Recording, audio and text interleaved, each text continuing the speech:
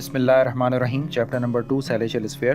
Text हम इसके लिए यूज़ करें spherical astronomy by WM Smart. इसमें हम आज इसका प्रॉब्लम नंबर 25 डिस्कस करते हैं। लेकिन प्रॉब्लम डिस्कस करने से पहले मेरी आपसे रिक्वेस्ट है कि अब तक अगर आपने मेरा चैनल सब्सक्राइब नहीं किया हुआ तो सब्सक्राइब कर लें, क्योंकि स्फेरिकल एस्ट्रोनॉमी से रिलेटेड या मैथमेटिकल एस्ट्रोनॉमी से रिलेटेड सिर्फ मेरा ही एक चैनल ऐसा अवेलेबल है जिसके अंदर इस तरह की मैथमेटिकल प्रूफ और मैथमेटिकल चीज़ें अवेलेबल हैं, तो आप ज़रूर इनको देख लें।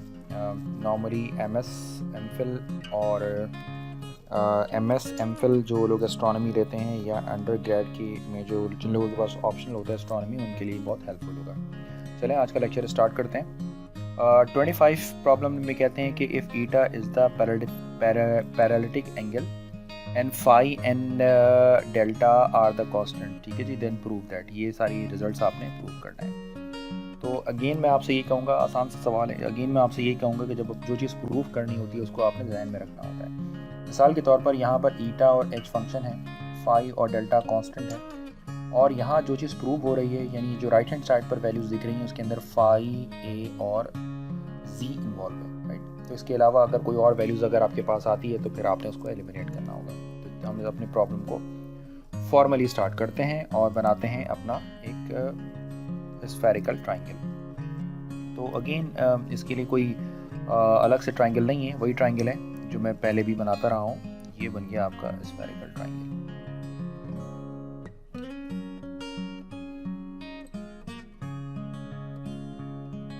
राइट। ये आपका स्फेरिकल ट्राइंगल, ये P हो जाएगा, ये Z है और ये हो जाएगा X, राइट।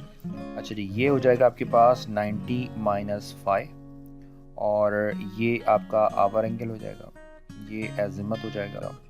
PX बेसिकली आपका 90 - डेल्टा बन जाएगा और ये आपका जेनिथ डिस्टेंस हो जाएगा, ठीक है जी। और ये जो एंगल है आपके पास, ये एंगल ईटा यानी पैरेललिटिक एंगल कहलाता है, ठीक है जी। तो सबसे पहला काम ये करते हैं, ऑफ कोर्स जैसा कि हम अपने सारे लेक्चर्स के अंदर करते आए, तो कंपैरेटिवली ये सवाल आसान है, मुश्किल नहीं है। सिर्फ इसके अंदर ज़रा मैथमेटिकल कैलकुलेशंस ही हैं सिर्फ, और आपने देखना है कि आप किस तरह अपने रिज़ल्ट तक पहुंच सकते हैं। तो यहाँ पर हमने क्या काम करना है, इसके अंदर पहले तो लिख लेते हैं कि कांस्टेंट क्या कुछ है। सिंस जैसे कि प्रॉब्लम में मेंशन है कि फाई डेल्टा आर कांस्टेंट, ठीक है जी। क्यों? और वैसे भी मेंशन आपने करना क्या है कि ईटा को हम सपोज करें कि ये आपका फंक्शन ऑफ एच है, क्योंकि इन्हीं के दरमियान तो रेट ऑफ चेंज आपने निकालना है। तो हम इसके अंदर जो है वो 4 पार्ट फार्मूला अप्लाई कर रहे हैं। अप्लाइंग, क्योंकि 4 कंसेक्यूटिव पार्ट मौजूद हैं, अप्लाइंग 4 पार्ट फार्मूला।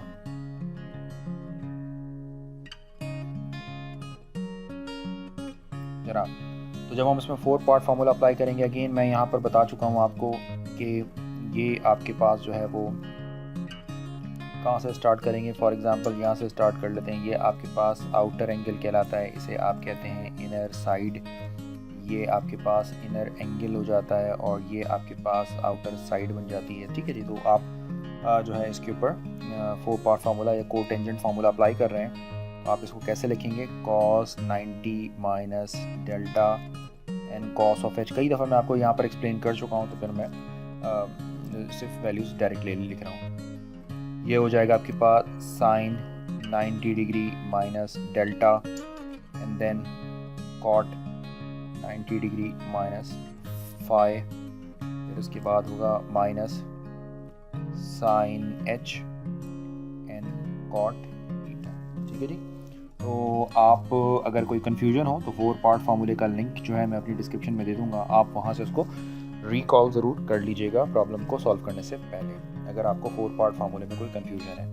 अच्छा जी, मज़ीद हम इसको सिंप्लीफाई करेंगे तो कैसे लिखेंगे, ये बन जाएगा sine delta and cos of h is equal to, ये हो जाएगा cos delta and 10 phi minus sine h and cot eta, right. अब हम क्या करने जा रहे हैं, हम ऑफ कोर्स हम यहाँ पर इसको, यानी ये मान लें कि इक्वेशन नंबर 1 है, हम इक्वेशन नंबर 1 को डिफरेंशिएट करने जा रहे हैं, differentiate with respect to h, क्योंकि हमें क्या मालूम करना है, हमें मालूम करना है D eta upon d H मालूम करना है। और हम क्या ले रहे हैं, जैसे कि प्रॉब्लम में पहले से मेंशन है, and taking phi and delta as a constants. ठीक है जी, इसको कांस्टेंट ले रहे हैं हम। तो जब आप इसको डिफरेंशिएट करेंगे तो क्या होगा भाई इसका आंसर, ये डेल्टा तो कांस्टेंट है, तो कॉस का जो डेरिवेटिव है वो साइन बन जाएगा, यानी माइनस साइन। तो ये हो जाएगा माइनस साइन डेल्टा, तो ऐसी एज इट इज़ रहा, और ये हो जाएगा minus sine h, right, is equal to. अब यहाँ पर क्या होगा, यहाँ पर अगर आप नोट करेंगे तो डेल्टा और फाई ये दोनों कांस्टेंट है, तो ये तो कंप्लीट वैल्यू ज़ीरो के इक्वल हो गई, जबकि एच और ईटा ये तो यहाँ पर प्रोडक्ट रूल अप्लाई हो जाएगा। तो माइनस को हमने बाहर लिख लिया, डेरिवेटिव से सबसे बाहर लिख लिया, और साइन एच आपने डेरिवेटिव से बाहर लिख लिया यहाँ पर, और कॉट को जब आपने डिफरेंशिएट किया तो ये रिजल्ट बन जाएगा माइनस कोसेक स्क्वायर ईटा, और ये बन जाएगा D eta over D H. इसी तरीके से प्लस आपने फिर कॉट ईटा को बाहर लिख लिया और साइन एच को डिफरेंशिएट किया, तो ये इक्वल हो जाएगा कॉस एच। ठीक है जी, तो फर्दर आप इसको सिंप्लीफाई कर लीजिए, ये हो जाएगा आपके पास sine H and cosec square, बाहर माइनस और अंदर माइनस मल्टीप्लाई हो गए, cosec square eta d eta over D H, और यहाँ पर प्लस माइनस माइनस, और ये हो जाएगा cot eta and cos h. ठीक है जी, तो ये आपके पास कुछ इस तरह की वैल्यूज़ आ गई। अच्छा जी, तो इसको सब्जेक्ट कर लेते हैं, इसको सब्जेक्ट बना लेते हैं, और बाकी वैल्यूज़ को जो है वो आप इसको लेफ़्ट पे लाकर बाकी को शिफ्ट कर देते हैं। तो ये मैं डायरेक्ट लिख रहा हूँ कि d eta over D H जो है आपके पास क्या होगा, यानी इन प्रॉब्लम्स को करने की टेक्निक बिल्कुल इसी तरह होती है कि पहले स्फेरिकल ट्रायंगल आपने लगानी होती है, स्फेरिकल ट्रायंगल को सॉल्व करना होता है, फिर उसके बाद उसका डेरिवेटिव लेना होता है। तो ये बन जाएगा आपके पास cos H and cot eta minus sine delta sine H, और ये हो जाएगा आपके पास sine H cosec square eta. ठीक है जी, इसको सब्जेक्ट बनाकर मैंने ये वैल्यूज ऐसे लिखी है। अब मज़ीद अगर आप देखिए तो पहला काम तो ये करते हैं कि जो हमारा सोल्यूशन है उसके अंदर कॉस और कोसेक की टर्म है, तो कोसेक को छोड़कर बाकियों को चेंज कर लेते हैं हम। तो और अगर आप नोट करें तो उसमें फाई ए और जी हमें चाहिए, तो यहाँ पर अगर आप नोट करें तो यहाँ पर फाई ए जी कुछ भी मौजूद नहीं है, तो इसका मतलब है कि न्यूमिनेटर डिनोमिनेटर सब के सब एलिमिनेट करने होंगे हमने। तो उसको तो पहले थोड़ा सा इसको सिंप्लीफाई कर लेते हैं, फिर हम इसको एलिमिनेट करते हैं। कॉस एच लिख लिया, कॉट को आपने कैसे लिख लिया, कॉट किसके बराबर होता है, ये बराबर होता है कॉस ईटा अपॉन साइन ईटा। ठीक है जी, माइनस ये साइन जो है वो डेल्टा भी एज इट इज़ रहा, और ये जो साइन एच है आपके पास ये भी एज इट इज़ है। नीचे वाली वैल्यू में आपने इसको एज इट इज़ रखा साइन एच, और ये कोसेक स्क्वायर ईटा ऐसे एज इट इज़ रख लें। एक ही बात है, क्योंकि वो साइन से वो कैंसिल हो जाएगा। अभी मैं लिखकर दिखाता हूँ आपको। तो जो न्यूमिनेटर है वो आपका बन जाएगा cos h cos eta minus sine delta sine H, और ये हो जाएगा साइन ईटा। और यहाँ पर ये जो डिनोमिनेटर में साइन है, जब ये नीचे आएगा तो 1 ओवर साइन होगा, और 1 साइन बन जाएगा यहाँ पर, और साइन जो होता है वो 1 ओवर कोसेक के बराबर होता है। तो कोसेक और ये स्क्वायर वाला कोसेक एक दूसरे से कैंसिल हो जाएंगे, तो यहाँ पर सिंपली साइन एच मिल जाएगा आपको, और यहाँ पर आपके पास कोसेक ईटा मिल जाएगा आपको। ठीक है जी, ये आप बना लें इक्वेशन नंबर सपोज करें। अच्छा जी, अभी हमने डेरिवेटिव तो यहाँ पर कंप्यूट कर लिया, लेकिन अगर आप नोट करें कि इस डेरिवेटिव के रिजल्ट के अंदर कोई भी एक ऐसी चीज़ नहीं है जो आपसे पूछी गई हो यहाँ पर, तो इसका मतलब है कि ये सब एलिमिनेट करना होगा आपने।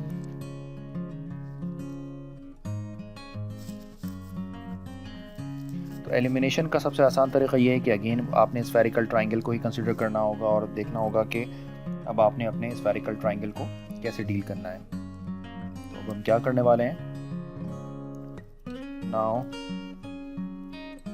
इसीलिए मैं आपसे कहता हूँ कि प्रूफ को आप ज़रूर देखते रहिए। Now we have to eliminate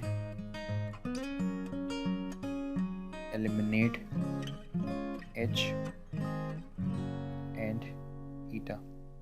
ठीक है जी, ज़रूरत ही नहीं है हमें यहाँ पर फ्रॉम द रिजल्ट।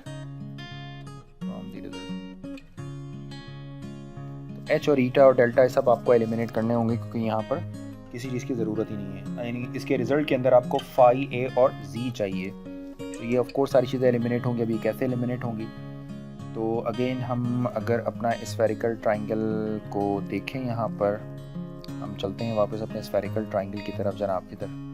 तो अगर मैं अपने स्फेरिकल ट्राइंगल को अब स्टार्ट करता हूँ, कॉस ए से स्टार्ट करता हूँ, तो ये बन जाएगा कॉस एच। ठीक है ना, साइड और एंगल कहीं से भी स्टार्ट किया जा सकता है। तो ये कॉस ए हो जाएगा, यहाँ पर आ जाएगा कॉस एच, कॉस ईटा, फिर plus sine h, sine eta and cos of this side. ठीक है जी। तो इसका फ़ायदा क्या होगा कि आपके पास जो न्यूमरेटर में पूरी वैल्यू है वो पूरी वैल्यू एलिमिनेट हो जाएगी आपके पास। ज़रा देखिए, तो इसलिए स्फेरिकल ट्राइंगल आपको बहुत अच्छी आनी चाहिए। तो हमने इसको एंगल से स्टार्ट कर लिया, तो कॉस ए कोसाइन लॉग मैं यहाँ लिख देता हूँ, क्योंकि हो सकता है कि इन फ्यूचर आप देखें और आप भूल जाएं। Now applying cosine law. तो ये मैं कोसाइन लॉ एंगल से स्टार्ट कर रहा हूँ। ठीक है जी। तो कोसाइन लॉ आप लिखने वाले हैं cos of A is equal to cos h, और फिर क्या हो जाएगा cos eta plus sine h sine eta and cos of 90 degree minus delta. ये ऐसा कुछ हो जाएगा। तो फर्दर अगर आप इसको लिखना चाहें तो अब आप इसको कैसे लिखेंगे,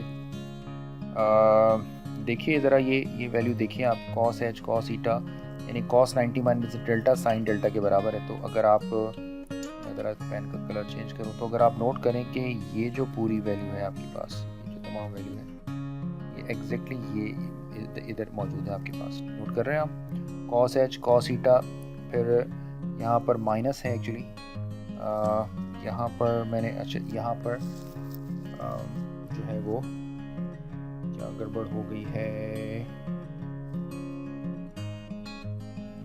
यहाँ पर या तो प्लस आएगा या मैंने शायद कोई मिस्टेक कर दी है इसके अंदर। आई थिंक मेरी कोई मिस्टेक हो गई है यहाँ पर।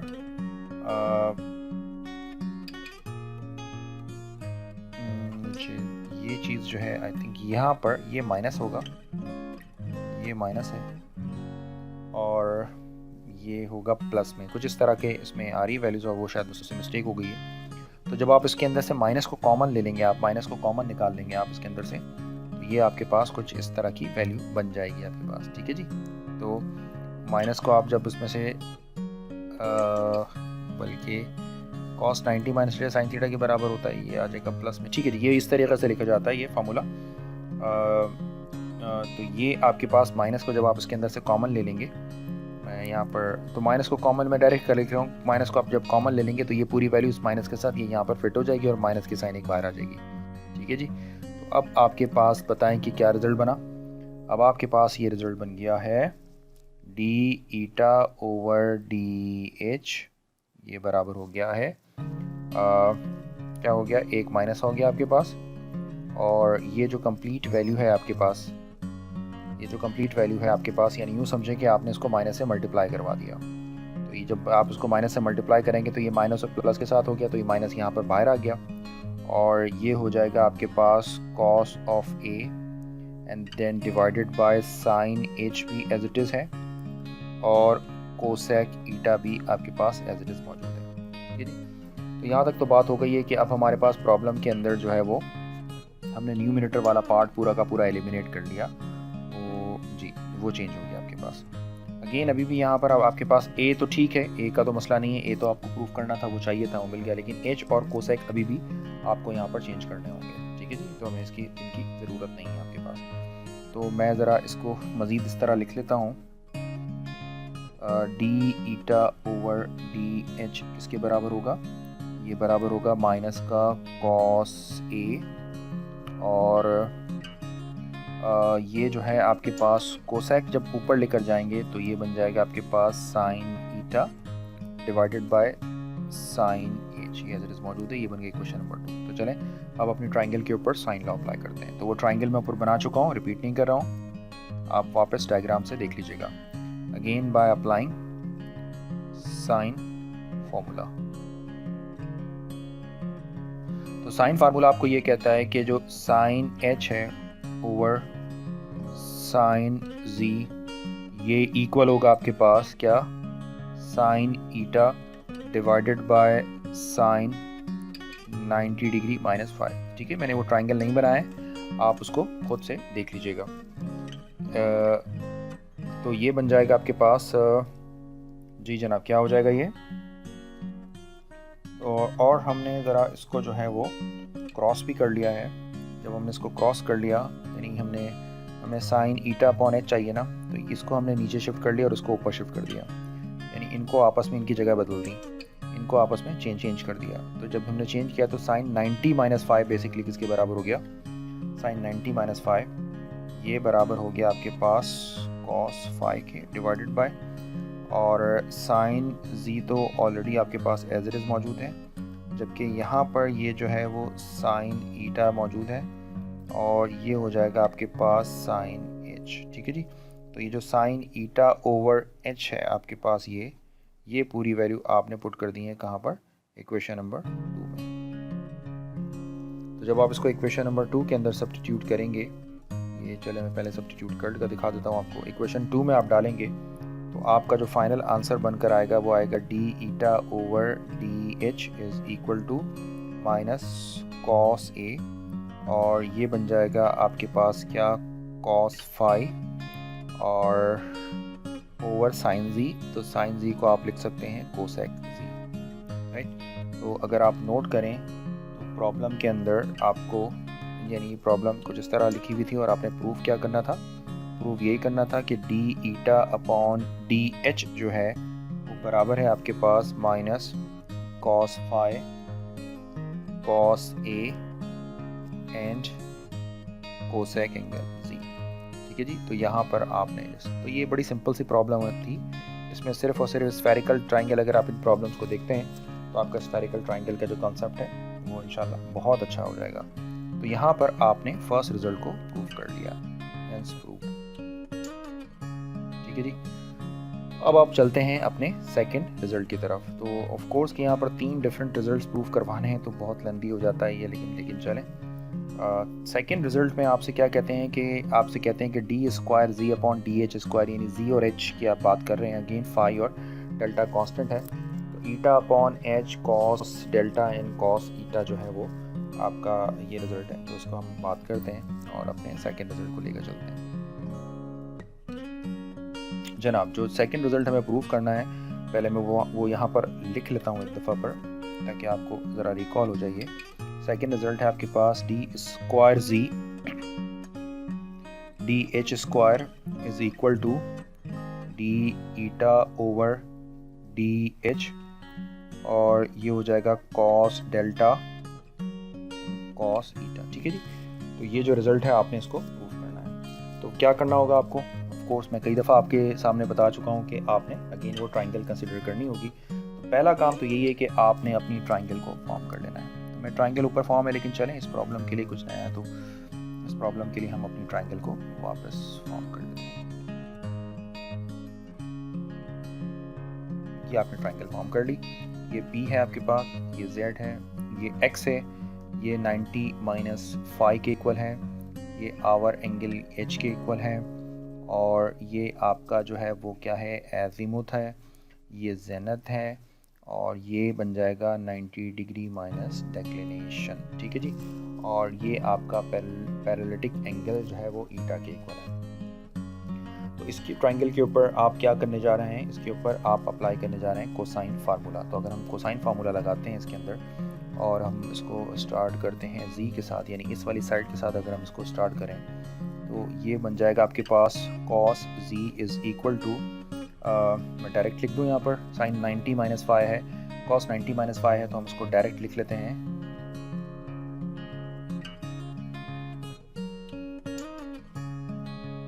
अब इतनी टाइम हम यहाँ पर अप्लाई कर चुके हैं तो हम उसको डायरेक्ट लिख लेते हैं कि cos 90 माइनस फाइव, यानी cos 90 माइनस फाइव का मतलब हो जाता है sin फाइव, और इसी तरीके से cos 90 माइनस डेल्टा का मतलब हो जाएगा दिस इज sin डेल्टा। तो अब हम इसको डायरेक्ट लिख लेते हैं। Similarly cos five and cos delta, और यहाँ पर cos ऑफ एंगल h यहाँ पर हमने बना लिया।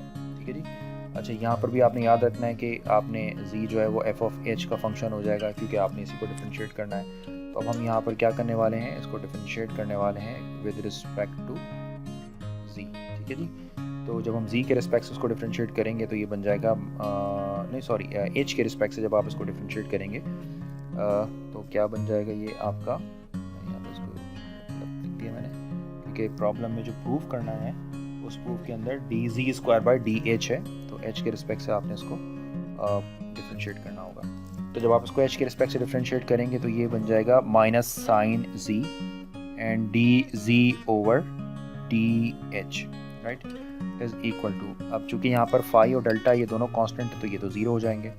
इसी तरीके से प्लस का cos फाई कांस्टेंट है, इसी तरीके से cos डेल्टा भी कांस्टेंट है, और cos ऑफ h का आंसर हो जाएगा माइनस का साइन h। ये वाली माइनस इस वाले माइनस से कैंसिल हो जाएगा। इसका मतलब ये हो जाएगा कि ये जो dz ओवर dh है ये किसके इक्वल हो जाएगा आपके पास जनाब, ये इक्वल हो जाएगा आपके पास cos phi cos delta and sine of h, इसी तरीके से ये हो जाएगा साइन z। ठीक है जी। अब अगेन अगर इस प्रॉब्लम को आप देखें तो आपको जो है इसके प्रूफ के अंदर जो है वो क्या चीज़ आपको चाहिए, यानी cos डेल्टा तो ठीक है, जबकि ये भी आपके पास कुछ एक्स्ट्रा है, ये भी आपके पास कुछ एक्स्ट्रा है, और ये भी आपके पास कुछ एक्स्ट्रा है। तो प्रूफ के अंदर जो है इनके रिजल्ट्स के अंदर ये मौजूद नहीं है, तो इसका मतलब ये है कि इसको आपने एलिमिनेट करना होगा। तो अब ये कैसे एलिमिनेट होगी, बहुत सिंपल। अगेन हम इसके लिए जो है वो फार्मूला अप्लाई करते हैं, साइन लॉ अप्लाई करते हैं। तो हमने क्या करना है, now we want to eliminate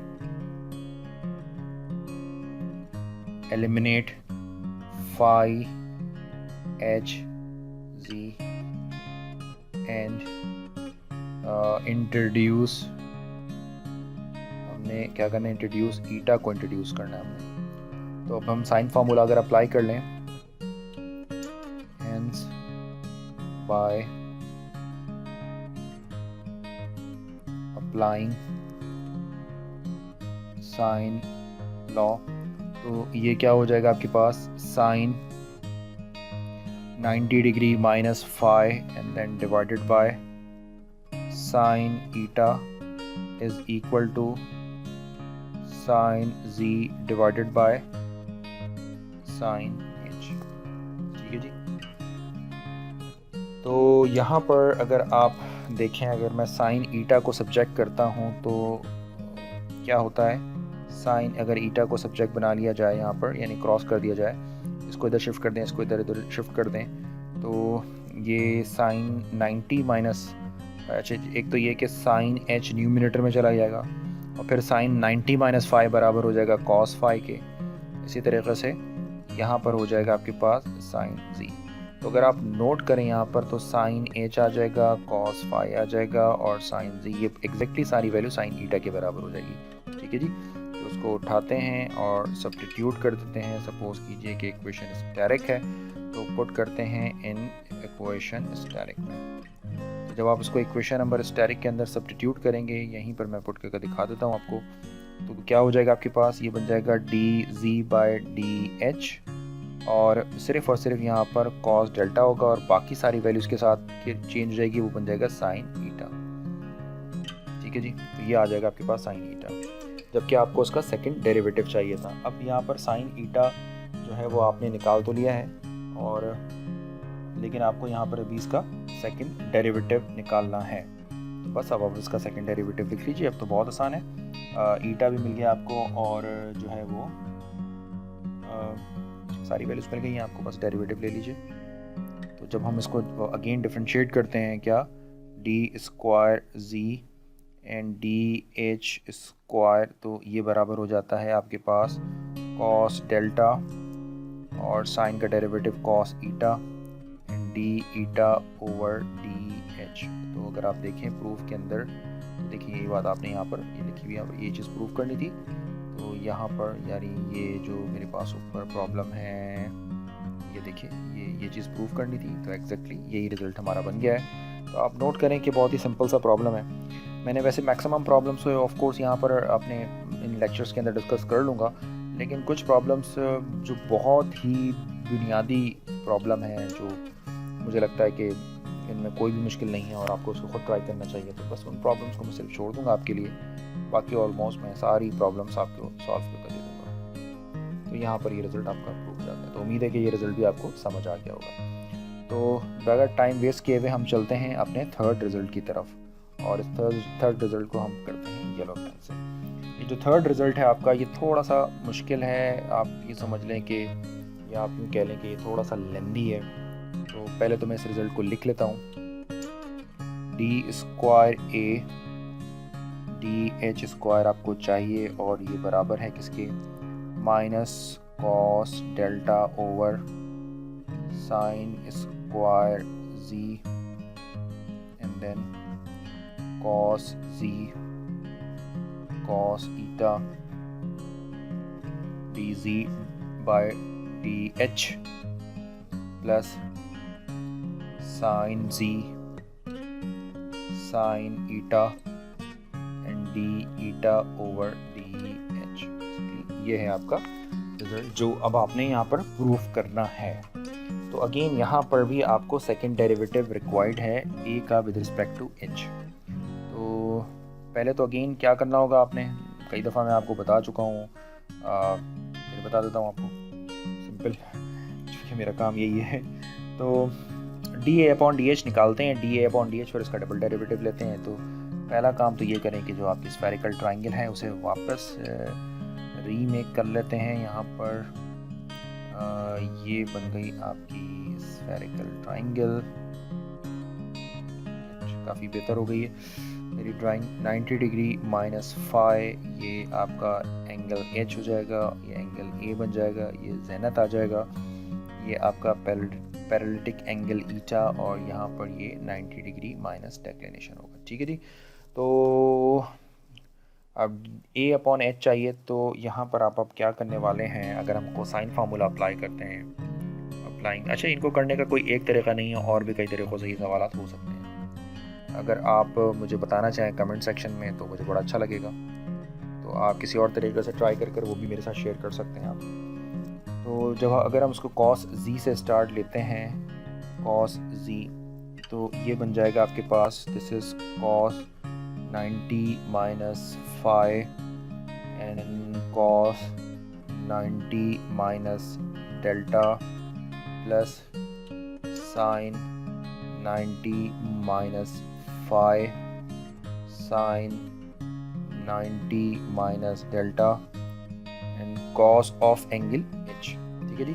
further simplify करते हैं विदाउट वेस्टिंग टाइम। ये बन जाएगा आपके पास cos Z is equal to, this is sine phi sine delta plus cos phi cos delta and cos of H. ठीक है जी। तो ये आपके पास ऐसा है। अच्छा नोट करें यहाँ पर तो कहीं ए नहीं है, ये नहीं है, और आपको चाहिए क्या, D A over D H चाहिए, ये नहीं है। तो पहला काम तो ये करते हैं कि हम इसको एच के रिस्पेक्ट से डिफरेंशिएट कर देते हैं। तो ये D Z by D H बन जाएगा, और D Z by D H का आंसर हमारे पास पहले मौजूद है, क्योंकि हम अपने प्रीवियस पार्ट के अंदर D Z by D H निकाल चुके हैं। तो इसको हम डिफरेंशिएट करते हैं, क्योंकि ए यहाँ पर डायरेक्टली नहीं आएगा आपके पास अभी ना। तो हम क्या करने वाले हैं, इसको डिफरेंशिएट करते हैं with respect to h, differentiate with respect to h and taking, problem में ऑलरेडी मेंशन है, क्या मेंशन है कि ये जो डेल्टा एंड फाई है इनको कांस्टेंट एज अ कांस्टेंट, उसको हम एज अ कांस्टेंट लेते हैं। तो जब हम इसको एज अ कांस्टेंट लेंगे तो कॉस का जो डेरिवेटिव है वो बराबर हो जाएगा माइनस का sine ji and D G over D h के बराबर हो जाएगा, इज इक्वल टू, और यहाँ पर क्या हो जाएगा आपका, ये पूरी चीज़ कांस्टेंट है फाई और डेल्टा, तो ये पूरा 0 के इक्वल हो जाएगा। और यहाँ पर फाई और डेल्टा कॉस का एच के साथ है, तो हमने इसको डिफ्रेंशिएट करना है, तो ये बराबर हो जाएगा minus cos phi as it is and cos delta as it is. और माइनस मैंने पहले लगा लिया है, तो कॉस का डेरिवेटिव माइनस साइन होता है, माइनस मैंने पहले लगा लिया है, तो ये बन जाएगा साइन एच। तो ये माइनस से माइनस वाली टर्म्स कैंसिल हो गई आपकी, राइट। तो जब ये माइनस से माइनस वाली टर्म आपने कैंसिल कर ली, तो इसका मतलब ये है कि अभी आपके पास D Z by D H की एक वैल्यू निकल आई है।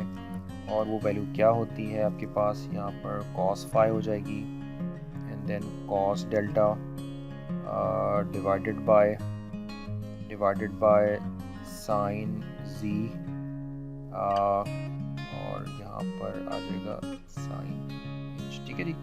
ऐसी आपके पास एक वैल्यू आ गई। मान लें कि आपके पास इक्वेशन नंबर 1 है। अच्छा जी, तो फाई को छोड़कर बाकी वैल्यूज़ तो हमें चाहिए होंगी, क्योंकि फाई फाई भी इसके जो है वो प्रूफ के अंदर इस्तेमाल नहीं हुआ है। लेकिन देखते हैं कि तो अगेन कोई भी यहाँ पर जो है वैल्यूज जो है वो उसके प्रूफ के अंदर यूज़ नहीं हुई है। इनफैक्ट कि z और h साइन जी है आपके पास, बाकी कुछ भी नहीं है। तो अब आपने इनको करना होगा एलिमिनेट। तो एलिमिनेट करने के लिए आप यहाँ पर अप्लाई कर दें sine law, applying sine law, और ये ट्राइंगल लॉ अगेन उसी ट्राइंगल पर पी जेड एक्स के ऊपर लगा दें। तो ये आपके पास बन जाएगा sine H divided by sine Z is equal to sine of angle A divided by sine of 90 degree minus declination, ठीक है जी। तो स्पेस कम है तो यहीं पर हम इसको ट्राई कर लेते हैं। तो क्या बन जाएगा ये आपके पास, ये आपके पास हो जाएगा cos of delta sine of H and then divided by sine Z, और यहाँ पर मैंने जो है वो साइन ए को एज ए सब्जेक्ट भी बना लिया है। क्यों बना लिया, क्योंकि नोट करें कि यहाँ पर जो है वो ये सारी वैल्यूज़, ये तमाम वैल्यूज़ ये एग्जैक्टली सेम आ गई यहाँ पर, ठीक है। तो ये ए यहाँ पर आ जाएगा, क्योंकि जब आप ए इंट्रोड्यूस करेंगे तो फिर आप अब उसका डेरिवेटिव लेंगे ना, ठीक है जी। तो यहाँ पर उम्मीद है कि आपको ये वाली बात समझ आ गई होगी। तो ए इंट्रोड्यूस करने के लिए हम ये काम किया, तो ये बन गया आपके पास D ji by D H, और ये वैल्यू आपके पास हो गई क्या जनाब, साइन ए हो जाएगा और यहाँ हो जाएगा कॉस फाई। ये इक्वेशन बन गई इक्वेशन नंबर 2, ठीक है जी। या यूँ कह लें कि ये इक्वेशन नंबर 2 हो जाएगा आपके पास, और ये इक्वेशन नंबर 3 बन गई आपके पास। जी जनाब, वापस अब यहाँ पर ए तो हमें मिल गया है, तो अब हमें ए अगर मिल गया है तो इक्वेशन नंबर 2, तो आप जो है इक्वेशन नंबर 1 और इक्वेशन नंबर 3 को जो है अगर आप कंपेयर कर लें, इक्वेशन नंबर एज़िमथ का अगर रेट ऑफ चेंज आपने फाइंड आउट करना है, तो इन दोनों वैल्यूज़ को अगर आप कंपेयर कर लें, कैसे कंपेयर होगी ये, यानी कौन कौन सी वैल्यूज़ जो हैं वो आप कंपेयर की जा सकती हैं। एक वैल्यू जो है वो आपके पास जनाब, ये अगर मैं इसको इस तरह लिखूं, साइन ए इक्वेशन नंबर 2 से और कॉस, सॉरी मुझे देखने दें इनको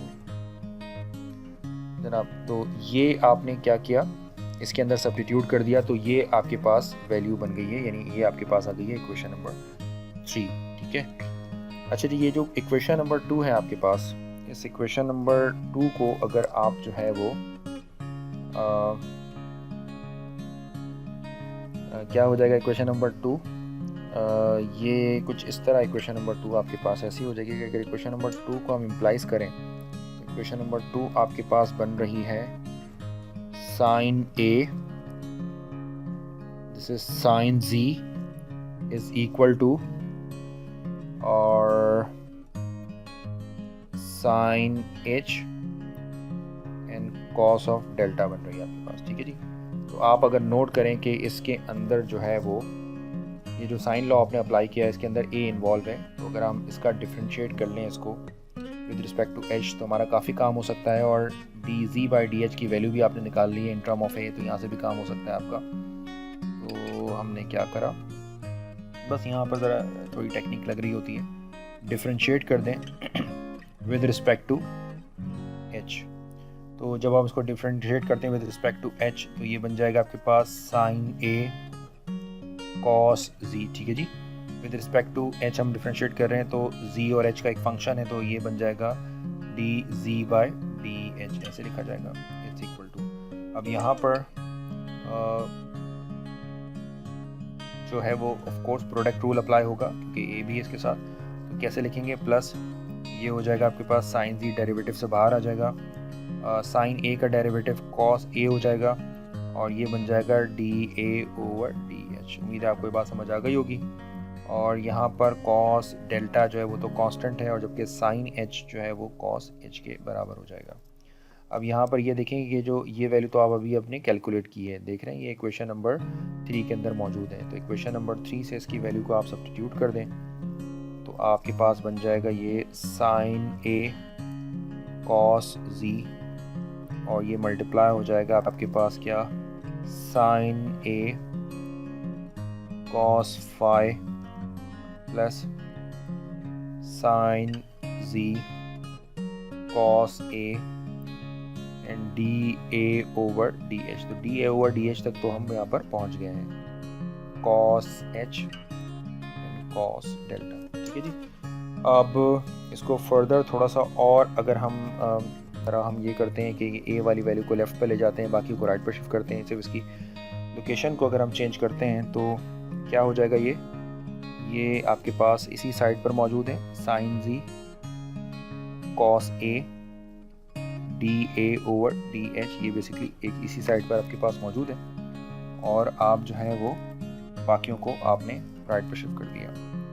तो cos h और cos डेल्टा ऑलरेडी राइट पर अवेलेबल है, ये बाकी वैल्यू जो है ये जो पूरी वैल्यू है माइनस के साथ इधर चली जाएंगी। तो ये बन जाएगा माइनस का cos फाई और cos z और दो साइन है तो साइन स्क्वायर ए आपके पास ही आ जाएगा, ठीक है जी। तो ये साइन ए और ये साइन ए, तो साइन स्क्वायर ए हो जाएगा। मान लें कि ये आपके पास बन गई है इक्वेशन नंबर 4। तो बस थोड़ा सा काम यहाँ पर रह गया है आपके पास इसको फर्दर प्रूव करने के लिए। अब चूँकि यहाँ पर भी बहुत सारी चीज़ें अननोन हैं जो प्रॉब्लम के अंदर इंक्लूड नहीं है, तो यहाँ पर अगेन हम फार्मूला अप्लाई कर रहे हैं। मैं यहाँ पर नोट कर रहा हूँ कि ये जो पूरी वैल्यू है आपके पास, यानी राइट हैंड साइड पर जो चीज़ है आपके पास वो, क्योंकि जो प्रूव करना है उसके अंदर जो है वो ईटा भी इंट्रोड्यूस करना है भी आपने, और ऑफ कोर्स आपने dA/dA तो निकाल लिया है। तो बस अब थोड़ी सी वेरिएशन और है जो अब आप देखें, तो अगर हम इसमें अगेन अप्लाई करते हैं, again by 5 part formula, 5 parts formula, और 5 पार्ट फार्मूले को एक और नाम भी से साइन कोसाइन फार्मूला भी कहते हैं, जैसे कि मैं आपको पहले बता चुका हूँ, साइन कोसाइन फार्मूला। तो अगर मैं 5 पार्ट फार्मूला उसी ट्रायंगल के ऊपर अप्लाई करता हूँ तो ये बन जाएगा आपके पास sine 90 degree minus delta and then cos of h is equal to sine 90 degree minus phi and cos of z minus cos of 90 degree minus phi sin z and cos of angle a, ठीक है जी। तो इसका फ़ायदा हमें क्या मिला, इसका फ़ायदा हमें ये मिला कि ये जो रिज़ल्ट है ये बन जाएगा तो आपके पास cos delta cos h is equal to, ये हो जाएगा cos phi cos z minus sin phi sin z and cos of angle a। और अगर हम इसको सब्स्टिट्यूट कर दें इन इक्वेशन नंबर 4 में तो आप नोट कर रहे हैं कि ये जो पूरी वैल्यू है ये यहाँ पर सब्स्टिट्यूट की जा सकती है। तो h और जो डेल्टा है वो भी आपके पास जो है वो एलिमिनेट हो जाएगा और आपके पास ये पूरी वैल्यू आपके पास आ जाएगी। तो सिंप्लीफाई करना आपके लिए और आसान होगा। तो यहाँ पर हम दो काम हम यहाँ पर कर रहे हैं। एक तो इक्वेशन नंबर 4 के अंदर इसको हम सब्स्टिट्यूट भी कर रहे हैं, उसको थ्रू आउट डिवाइड भी करवा रहे हैं और इस वैल्यू को सब्स्टिट्यूट भी कर रहे हैं। ठीक है जी, तो ये दोनों काम हम साथ कर रहे हैं। थोड़ा टाइम सेव करते हैं क्योंकि लेक्चर्स काफ़ी लंबा हो चुका है। ये साइन जी कॉस ऑफ ए, इसको हमने थ्रू आउट डिवाइड करवा दिया है। किससे? साइन जी ऐसे डिवाइड करवाएं, कॉमन ले लें, एक ही जैसी बात है, कॉस ऑफ ए, राइट। तो ये तो आ जाएगा D A over D H. ठीक है जी, इज इक्वल टू, अब यहाँ पर आपके पास क्या हुआ है कि आपने ना यहाँ पर ये सारी वैल्यू पुट भी कर दी इसके अंदर और कॉमन निकल रहा था वो कॉमन भी निकाल लिया आपने। तो ये आपके पास बन जाएगा cos phi and cos Z, और ये तो कॉमन भी निकल गया, और ये sine ji and cos A as it is आपने डिवाइड भी करवा दिया, और जब कॉमन निकाला तो ये बन गया है 1 माइनस साइन स्क्वायर ए। तो उम्मीद है कि इतनी छोटी सी जो मैथमेटिकल चेंज है वो आप समझ जाएंगे। और ये जो आपके पास साइड मौजूद है ये आपके पास एज इट इज़ है। समझ आ गई आपको बात? ये जो पहले वैल्यू है इसके अंदर पुट कर दें, फिर ओवरऑल डिवाइड करवा लें, देन कॉमन निकल आएगा। अब आपके पास ये आपके पास जो है वो वैल्यू जब आप इसके अंदर पुट करेंगे तो ये सारी वैल्यू भी पार्ट है, तो ये सारी वैल्यू जब आप होगी तो ये भी वैल्यू जो है इसके साथ डिवाइड हो जाएगी। ठीक है जी, तो ये बन जाएगा minus sine phi sine Z cos of angle. ये इस तरह की प्रॉब्लम बहुत ज़्यादा मुझे क्लरिकल वर्क लगता है, इसमें ऐसा कोई ख़ास लॉजिक नहीं, बस स्फेरिकल ट्राइंगल्स पे ही खेलना होता है आपने और उसी के थ्रू आपके सारे काम चल रहे होते हैं यहाँ पर। तो नोट करें तो ये पूरा इसके साथ कैंसिल हो जाएगा। यहाँ पर कॉस ए जो है और ये 1 माइनस साइन स्क्वायर थीटा जो होता है ये बराबर होगा कॉस स्क्वायर ए के, दिस इज कॉस स्क्वायर ए। ये भी एक इसके साथ कैंसिल हो जाएगा, साइन जी कॉस ए साइन जी कॉस ए भी कैंसिल हो गया। ठीक है, तो अब मैं ज़रा पेन को चेंज करता हूँ क्योंकि काफ़ी सारा काम मैंने इसी पेन से कर लिया है। तो फाइनली जो अब आपके पास D A over D H है वो क्या बन गया आपके पास? ये आपके पास बन गया है कॉट जी। ठीक है जी, तो साइन जी अपॉन कॉस जी अपॉन साइन जी कॉट जी, फिर इसके बाद आ जाएगा आपके पास कॉस फाई और एक यहाँ पर कॉस ए आ जाएगा आपके पास, दिस इज कॉस ए, और माइनस यहाँ पर क्या बचा? सिर्फ और सिर्फ आपके पास आ जाएगा साइन फाई। तो नोट करें आप, काफ़ी सिंप्लीफाइड फॉर्म नज़र आ रही है आपके पास, और जिन पैरामीटर्स की वैल्यूज़ आपको चाहिए थी वो भी अब आपको यहाँ पर नज़र आना शुरू हो गई हैं। तो मुझे यहाँ पर इसको मज़ीद सिंप्लीफाई करना होगा, तो मैं इसको इस तरह लिख सकता हूँ अपने फाइनल रिजल्ट तक पहुँचने के लिए, D A over D H is equal to,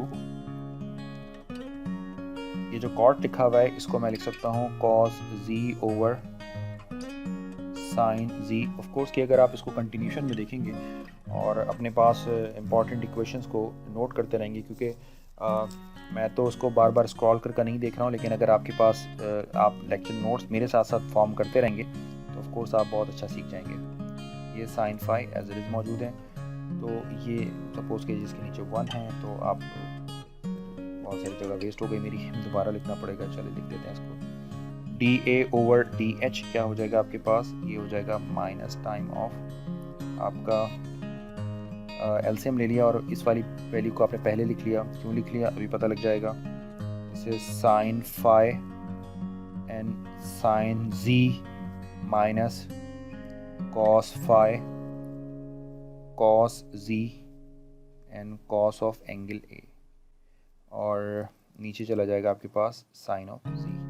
बन गई इक्वेशन नंबर 2, आई थिंक 2 है, 2 बन जाएगी। अब अगर मैं साइन कोसाइन का फॉर्मूला वापस इस ट्राइंगल के ऊपर अप्लाई करता हूँ तो देखें अब क्या होगा मेरे पास। Now from triangle P Z X by sine cosine formula, या इन शॉर्ट हम इसे 5 पार्ट फार्मूला भी कहते हैं। तो यहाँ पर ऐसे होगा कि हमारे पास क्या इंट्रोड्यूस हो जाएगा? सिग्मा और बीटा इंट्रोड्यूस हो जाएगा। देखिए यहाँ पर अब ये प्रॉब्लम अपनी बिल्कुल लास्ट पार्ट में चल रही है, माइनस डेल और ये हो जाएगा cos eta is equal to sine Z cos. अगर कभी आपको कोई प्रॉब्लम पड़े तो इस प्रॉब्लम को आप रिवर्स से देखिएगा, यानी एंड से देखिएगा, और तो आप शायद समझिए ये इस चीज़ को जैसे मैं पहले रिज़ल्ट निकाल रहा हूँ, ठीक है जी, और फिर उसके बाद मुझे पता होता है कि ये जो रिज़ल्ट है ये इस आगे वाले इक्वेशन के अंदर सब्स्टिट्यूट हो जाएंगे। इन केस अगर आपको ना पता लगे और अपने आप नोट्स फॉर्म कर रहे हो तो आप इसको रिवर्स चलिएगा, यानी रिवर्स इंजीनियरिंग कीजिएगा आप इस पर, तो आप ज़्यादा अच्छा आपको समझ में आ जाएगा कि अच्छे इसके बाद ये स्टेप बनेगा। तो ये बन जाएगा cos delta and cos eta is equal to sine ji sine phi minus cos ji cos phi and cos of angle A. और इसको उठाकर आप पुट कर दें, क्यों पुट कर दें, नोट करें कि ये कंप्लीट वैल्यू, ये देखें ये चीज़ ये यहाँ पर अवेलेबल है, ठीक है जी। तो जब आप इसको इसके अंदर सब्स्टिट्यूट करेंगे तो देखें चीज़ें कितनी ज़्यादा आपकी कॉन्ट्रैक्ट हो गई हैं। ये मैं पहले पेज ऐड कर लूँ, तो ये देखिए आप कितनी ज़्यादा चीज़ें जो है वो कॉन्ट्रैक्ट हो गई हैं। तो अब आपके पास जो है वो D A over D H जो है वो बराबर हो जाएगा माइनस टाइम, आप इस पूरी वैल्यू की जगह पर लिख सकते हैं कॉस, यानी ये देखें ये जो पूरी वैल्यू है ये पूरी इसके इक्वल है, तो इसकी जगह पर ये पुट कर दीजिए। तो ये बराबर जो है cos delta cos eta divided by sine Z. तो यहाँ पर वो तमाम आपने पैरामीटर सेट कर लिए जो चाहिए थे, जी ईटा और जी वाली वैल्यू चाहिए थी, तो यहाँ पर ये सेट कर लिया। अब आप इसका बेतहाशा आसानी के साथ इसका जो है आप डबल डेरिवेटिव निकाल लें और अपने आंसर पर पहुँच जाएं। तो मैं ज़रा जल्दी से इसका डबल डेरिवेटिव लिखता हूँ, differentiate again with respect to H. तो अब भाई क्या बन जाएगा ये डी स्क्वायर ए, यानी पहले हमने जो कुछ हमें चाहिए था वो हमने अरेंज कर लिया, अब हम इसको डिफरेंशिएट कर रहे हैं। तो अब यहाँ पर हम u अपॉन वी का फार्मूला लगा रहे हैं यहाँ पर। तो ये माइनस का कॉस डेल्टा तो बाहर चला जाएगा क्योंकि आपको पहले ही बता दिया था कि ये कांस्टेंट है, और यहाँ पर कोशेंट रूल हम यहाँ पर अप्लाई कर रहे हैं। तो जब हम कोशेंट रूल अप्लाई करते हैं तो ये हो जाएगा साइन स्क्वायर जी, यहाँ पर आ जाएगा साइन जी, फिर जब आप डिफरेंशिएट करेंगे कॉस ईटा को तो कॉस ईटा बराबर होगा sine eta and D eta over D H हो जाएगा ये, फिर minus time of cos eta as it is रहेगा, और ये हो जाएगा कॉस जी डी जी ओवर डी एच, ठीक है जी। और finally final full and final जो रिजल्ट आपका बन गया, नोट कीजिए कि ये वही रिजल्ट बन गया जो रिक्वायर्ड था आपके पास, D H square is equal to minus cos delta over sine square Z, ये आपने कर दी ब्रैकेट क्लोज। यहाँ पर हो जाएगा आपके पास माइनस है तो ये बन जाएगा आपके पास कॉस जी और cos eta and D G over D H, second term को पहले लिख लिया, माइनस कॉमन ले लिया, प्लस साइन तो माइनस आ गए, आई थिंक एक ही माइनस था इसमें, sine ji sine eta and D G over D H. तो ये आपके पास है फुल एंड फाइनल रिजल्ट। मुझे मेरे ख्याल है इस माइनस का डाउट हो रहा है, ज़रा चेक कर लीजिएगा आप वापस और कमेंट सेक्शन में मुझे बताइएगा कि इसमें जो है वो कोई मैंने आई थिंक मुझे लग तो नहीं रहा कि मैंने कोई मिस्टेक की है, लेकिन चेक कर लीजिएगा आप इसमें कोई मिस्टेक हो तो उसको करेक्ट कर लीजिएगा। ये लेक्चर सारे एक्सटेम्पोर्स हैं, इसके अंदर किसी किस्म की कोई एडिटिंग नहीं है, ये वन शॉट में बनते हैं ये लेक्चर्स, तो इसमें इस तरह की कोई माइनर करेक्शन और इस तरह के बोर क्वेश्चंस के लिए मुझे क्वेश्चंस जो हैं ऐसे क्वेश्चंस मुझे बहुत बोर करते हैं, लेकिन मुझे शौक़ भी है इस तरह के प्रॉब्लम्स को टैकल करने के लिए, तो ये मैंने तो उम्मीद है कि ये प्रॉब्लम और ये प्रूफ जो है वो आपको बहुत डिटेल के साथ मैंने परफॉर्म किया समझ आ गए होंगे। इन केस अगर आपको सेकंड स्टेप समझ नहीं आता तो मेरी सजेशन ये है कि आप जो है वो इसके एंड से ज़रूर देखें, तो आपको ये समझ में आ जाएगा कि अच्छे एंड वाला स्टेप अगर आप करते हैं तो उसके लिए आपको जो है वो अगले स्टेप की ज़रूरत पड़ती है। तो उम्मीद है कि ये लेक्चर आपको समझ आ होगा। प्लीज़ इसको लाइक करें, अपने कमेंट्स दें, और अभी इस वक्त सुबह के 5 बज रहे हैं और मैं इंतहाई गर्मी की हालत में बैठा हुआ हूँ लेक्चर की साउंड को बहुत अच्छा करने के लिए, सिर्फ आप लोगों के लिए। तो प्लीज़ इसको ज़रूर लाइक करें और अपने स्टूडेंट्स के साथ शेयर करें। Thanks for watching this video. अल्लाह हाफ़िज़।